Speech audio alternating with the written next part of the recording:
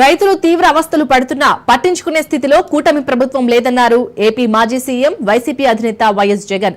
పొదిలి పొగాకు బొడ్డును దర్శించిన అనంతరం ఆయన హాట్ కామెంట్స్ చేశారు. రైతులు ఆత్మహత్యలు చేసుకునే పరిస్థితి ఏర్పడిందన్నారు. ఇటీవలే 2 రైతులు ఆత్మహత్య చేసుకున్నారని, రాష్ట్రంలో ఏ పంటకు గిట్టుబాటు ధర లేదన్నారు. మద్దతు ధర కంటే తక్కువకు అమ్ముకోవాల్సిన పరిస్థితి ఏర్పడిందన్నారు. గత ఏడాది రైతు భరోసా ఎగ్గొట్టారన్నారు. మోదీ ఇచ్చారు, చంద్రబాబు ఎగ్గొట్టారని జగన్ విమర్శించారు.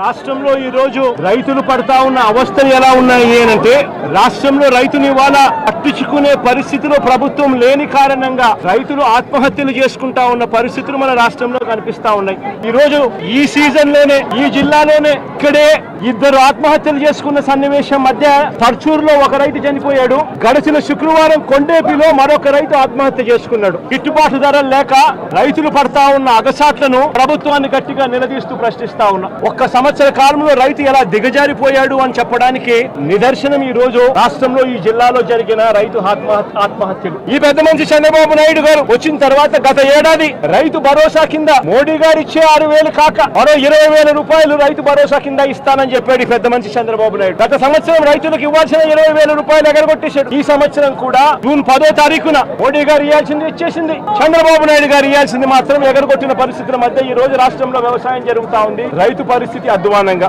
సమయానికే సీజన్ ముగిసేలోగానే ఇన్పుట్ సబ్సిడీ ఇచ్చే సాంప్రదాయాన్ని గత ప్రభుత్వం అంటే గతంలో వైఎస్ఆర్సీపీ ప్రభుత్వ హయాంలో ఉండేది. ఏ సీజన్ ముగిసేలోగా ఆ సీజన్ లో జరిగిన నష్టాన్ని ఆ సీజన్ ముగిసేలోగానే మరుసటి సీజన్ వచ్చేలోగానే రైతన్నకు ఇన్పుట్ సబ్సిడీ కింద సహాయం అందేది. ఈ రోజు ఆ ప్రక్రియను గాలికి వదిలేసిన పరిస్థితుల మధ్య ఈ రోజు వ్యవసాయం జరుగుతా ఉంది. రాష్ట్రంలో ఈ రోజు రైతులు పడతా ఉన్న అవస్థలు ఎలా ఉన్నాయి అంటే, రాష్ట్రంలో రైతుని ఇవాళ పట్టించుకునే పరిస్థితిలో ప్రభుత్వం లేని కారణం